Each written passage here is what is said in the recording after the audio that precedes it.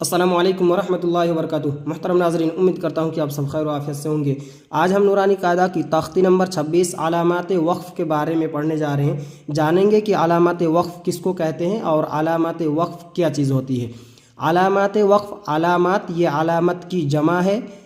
अलामत के माने होता है निशान, निशानी, पहचान। वक्फ़ के माने होता है ठहरना, यानी ठहरने के निशानात, ठहरने की निशानी, पहचान।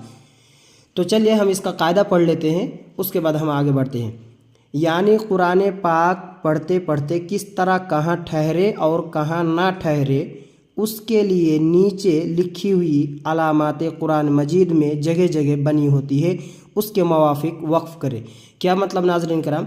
नाज़रीन कराम, जैसे कि हम कुरान मजीद की तिलावत करते हैं तो बहुत जगह ठहरते हैं, बहुत जगह नहीं ठहरते हैं। तो बीच बीच में कुछ निशानात लिखे हुए होते हैं, तो उन निशानात का कुछ ना कुछ मतलब होता है।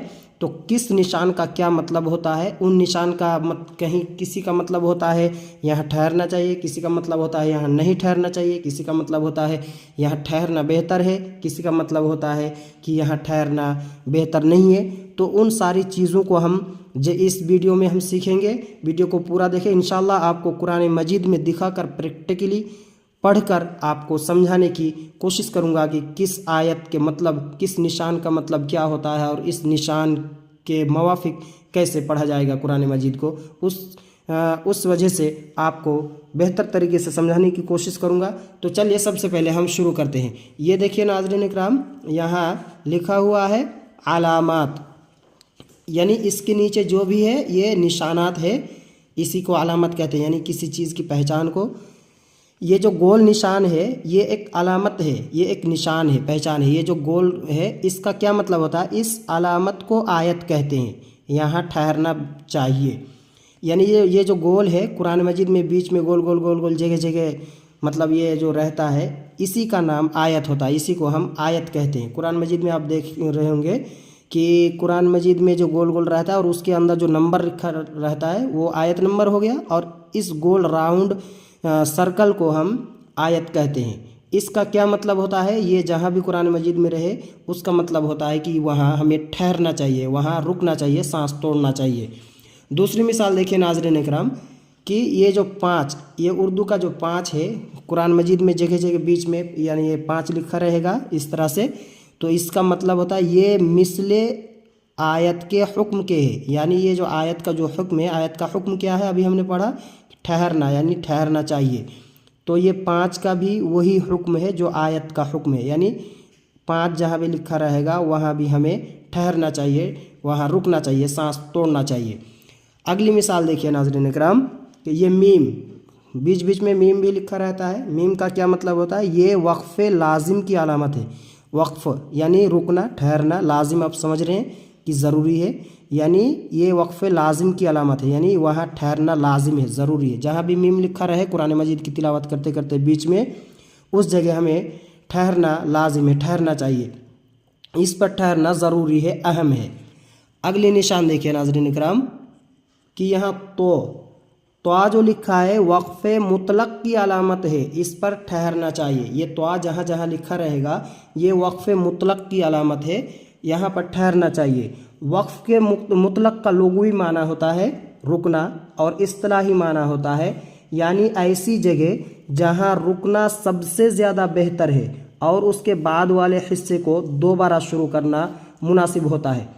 फ़र्क क्या है नाज़रीन इकराम, वक्फ़ में और वक्फ़े मुतलक में? फ़र्क सिर्फ इतना है कि वक्फ़े मुतलक में सांस तो तोड़ा जाएगा, लेकिन वक्फ़े की तरह ज़्यादा देर तक नहीं ठहरा जाएगा। यानी वक्फ़े मुतलक ये तो जहाँ पे आएगा यहाँ पे हम सांस तोड़ेंगे लेकिन ज़्यादा देर नहीं ठहरेंगे, थोड़ी देर ठहरेंगे बमुकाबले आयत के, यानी जहाँ पे वक्फ़ रहेगा ठहरने की जगह, उसके मुकाबले में इस जगह पे हम कम ठहरेंगे, तो उसी को वक्फ़े मुतलक कहते हैं। यानी ये तो जहाँ रहेगा हमको ठहरना चाहिए लेकिन कम ठहरेंगे वक्फ़ के मुकाबले में।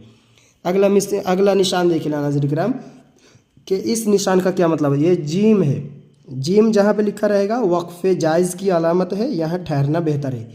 यानी जीम जहाँ पे लिखा रहेगा कुरान मजीद के बीच में, इसका मतलब है ये जायज़ की अलामत है, यहाँ पे हम ठहरना बेहतर है, ठहरना चाहिए। अगला निशान देखिए ज़ा, यहाँ ठहरने की इजाज़त दी गई है। जा जहाँ पे लिखा रहेगा कुरान मजीद की तिलावत करते करते बीच बीच में, वहाँ पे ठहरने की इजाज़त दी गई है। नहीं ठहरते हैं तो भी कोई बात नहीं, लेकिन आपको ठहरने की इजाज़त दी गई है। स्वाद, अगला निशान है स्वाद। स्वाद भी जगह जगह कुरान मजीद में लिखा रहता है। स्वाद का क्या मतलब होता है? यहाँ ज़रूरत के वक्त ठहर जाए तो रुखसत है, यानी मतलब ये हुआ कि स्वाद में नहीं ठहरना चाहिए, लेकिन अगर ज़रूरत अगर हो रही है ठहरने की तो आप वहाँ ठहर सकते हैं। ठहरने की आपको रुखसत दी गई है, वहाँ ठहर सकते हैं आप। अगला निशान देखिए नाज़रीन इकराम, ये काफ जहाँ पे लिखा रहेगा, काफ का क्या मतलब होता है? यहाँ ठहरने में कोई हर्ज नहीं है। यानी काफ जहाँ पे लिखा रहेगा, यहाँ अगर ठहर रहे हैं, काफ जहाँ पे लिखा रहेगा तो यहाँ कोई हर्ज नहीं है, आप बिल्कुल ठहर सकते हैं। और छोटी काफ जहाँ पे लिखा रहेगा, इसका क्या मतलब होता है? इसका मतलब ये है कि पिछली आयत में जो अलामत आ चुकी है वही यहाँ भी है। मतलब काफ जहाँ पे निशान लिखा रहेगा तो इसका वही हुक्म होगा जो इससे पहले वाले जो निशान रहेगा। मान लीजिए अगर इससे पहले निशान काफ रहेगा तो काफ का जो हुक्म है उसी का हुक्म काफ के ऊपर लागू होगा। अगर इस काफ से पहले वाले निशान में अगर स्वाद रहेगा तो स्वाद का जो हुक्म रहेगा वही हुक्म काफ का भी होगा। काफ का यही मतलब कि अपने पीछे वाले निशान के हुक्म के मुताबिक इसका हुक्म होगा। अगला देखिए नाज़रीन किराम, मोहतरम नाज़रीन किराम, पूरा को देखें, ये आगे बहुत अहम चीज़ आने वाला है जो आपको कुरान करीम में दिखाकर समझाने की कोशिश करूँगा। ये अगला निशान है, यहाँ पे देखिए कि मा मीम आइन लिखा हुआ है। इसका क्या मतलब होता है? यानी कुरान मजीद में आप साइड में, आप सफ़े के साइड में आप देखने को आपको मिलेगा कि कहीं मा लिखा होगा। ये किस चीज़ की निशानी होती है, पहचान होती है? ये मुआनका की अलामत है। मुआनका की अलामत है क्या मतलब? यानी दो जगह तीन नुक्ते लिखे होते हैं, उनमें से एक जगह ठहरे और एक जगह मिलाकर पढ़े। ये देखिए नाज़रीन इकराम, ये कुरान मजीद में इस तरह से 3 नुक्ता यहाँ है, 3 नुक्ता यहाँ है, यानी थोड़ी दूर दूर पे 3 नुक्ता लिखा रहेगा। तो उन 3 नुक्ता जहाँ पे लिखा रहेगा उसको मुआनका कहते हैं। और इसका हुक्म क्या होगा? यानी एक जगह पे ठहरा जाएगा, और यानी पहले वाले 3 नुक्ता की जगह पे अगर ठहरेंगे तो दूसरे में नहीं ठहरना होगा, और अगर दूसरे में ठहरेंगे तो पहले में मिलाकर पढ़ा जाएगा। कैसे नाज़रीन किराम, आपको मैं कुरान में दिखाकर कोशिश कर रहा हूँ, दिखाकर समझाने की कोशिश करूँगा कि यहाँ देखिए नाज़रीन किराम, माज़रत चाहता हूँ नाज़रीन किराम, यहाँ देखिए आपको दिखाने की कोशिश कर रहा हूँ मैं कुरान मजीद में कि ये देखिए यहाँ मुआनका है, यहाँ लिखा है मुआनका। ये देखिए यहाँ पे कुरान मजीद में साइड में ये सूरा कद्र है, ये साइड में मुआनका लिखा हुआ है। तो यहाँ देखिए यहाँ पे तीन नुक्ता है और यहाँ पे 3 नुक्ता है, इसी को मुआनका कहते हैं। कहीं कहीं पे मुआनका की जगह पे मीम आइन मा लिखा रहता है। तो ये 3 नुक्ता जहाँ पे आ जाए, इसको कैसे पढ़ा जाएगा? यानी अगर हम इधर से पढ़ रहे हैं बिइज़्नि रब्बिहिम मिन कुल्लि अम्र, यहाँ अगर रुक रहे हैं, यानी ये नुक्ता की जगह पे रुक रहे हैं, तो हमें ये वाला नुक्ता के इधर और इधर वाला हिस्सा को मिला के पढ़ा जाएगा। जैसे सलामुन हिया हत्ता मतलइल फज्र।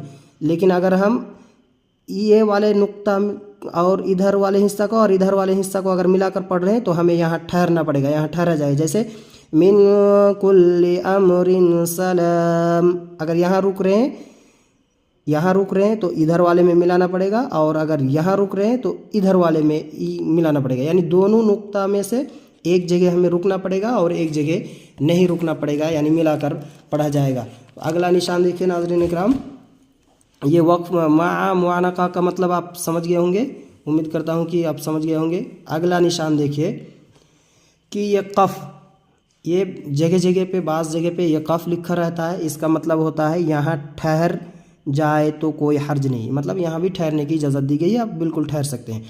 सल, बाज़ जगह ये भी लिखा रहता है सल, यहाँ भी ठहर सकते हैं मगर ना ठहरना बेहतर है। सल का मतलब होता है यहाँ ठहर सकते हैं, इजाज़त दी गई है, लेकिन अगर ना ठहरे तो ज़्यादा बेहतर है। अगला निशान देखिए सला, जहाँ पे सला लिखा रहेगा यहाँ मिलाकर पढ़ना चाहिए। सला के मतलब जहाँ लिखा रहेगा वहाँ पे कुरान मजीद में जहाँ पे आएगा उसको मिलाकर पढ़ा जाएगा, उसको मिलाकर पढ़ना चाहिए। अब ला के माना नाज़रीन किराम, उम्मीद करता हूँ कि बहुत सारे लोगों को मालूम होगा। अरबी में ला के माना होता है नहीं। तो ये अलामत कहीं आयत पर होती है, यहाँ ठहरे या ना ठहरे मतलब नहीं बिगड़ता। और जहाँ इबारत के दरमियान ला हो वहाँ ना ठहरे वरना मतलब बिगड़ जाएगा। क्या मतलब?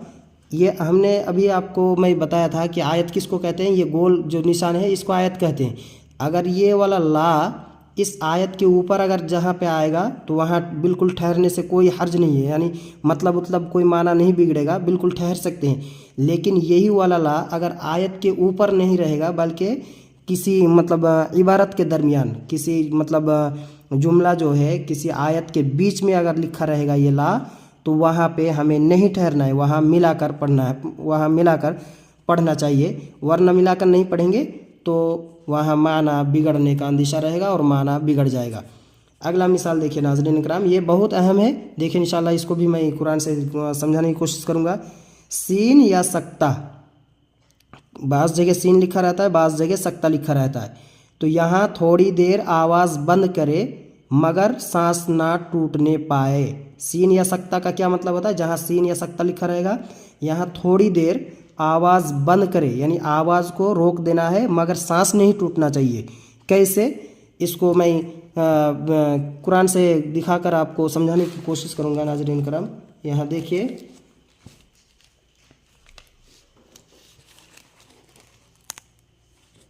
ये देखिए नाज़रीन करम, ये सूरतुल मुतफ़्फ़िफ़ीन अमापारा में है, अमापारा का 30वां पारा में है सूरतुल मुतफ़्फ़िफ़ीन। यहाँ देखिए, यहाँ सक्ता लिखा हुआ है। तो सक्ता का क्या मतलब? यानी आवाज़ आपका रुक जाना चाहिए, और आवाज़ रुक जाना चाहिए लेकिन सांस नहीं टूटना चाहिए। कैसे पढ़ा जाएगा? कल्ला बल रान अला कुलूबिहिम मा कानू यक्सिबून। कैसे? यानी यहाँ पे आवाज़ रोक देना है लेकिन सांस नहीं टूटना चाहिए। जैसे कल्ला बल रान अला कुलूबिहिम, यानी आवाज़ को रोक देना है। सक्ता का यही मतलब है, यही हुक्म है कि ऐसे पढ़ा जाएगा, यानी आवाज़ रुक जाएगा और सांस नहीं टूटेगा। अगला निशान देख लेते हैं नाज़रीन इकराम कि ये सक्ता हो गया, ये वक्फ। अब आ रहा है वक्फ़ा। यहाँ सक्ता से वक्फ़ा का क्या हुक्म होता है, क्या मतलब होता है? जहाँ भी वक्फ़ा लिखा रहेगा, वक्फ़ा का मतलब होता है यहाँ सक्ता से ज़्यादा देर आवाज़ बंद करे और सांस ना टूटने पाए। जैसे सक्ता हमने जैसे पढ़ा वैसे ही वक्फ़ा का हुक्म वही है। आवाज़ यानी बंद हो जाएगा, आवाज़ रुक जाएगा लेकिन सांस नहीं टूटेगा। लेकिन फ़र्क सिर्फ दोनों में सिर्फ इतना सा है कि वक्फ़ा में थोड़ा ज़्यादा देर रुका जाएगा और सक्ता में थोड़ा कम रुका जाएगा, यानी आवाज़ बंद करके थोड़ा कम रुका जाएगा और वक्फ़ा में थोड़ा ज़्यादा रुका जाएगा।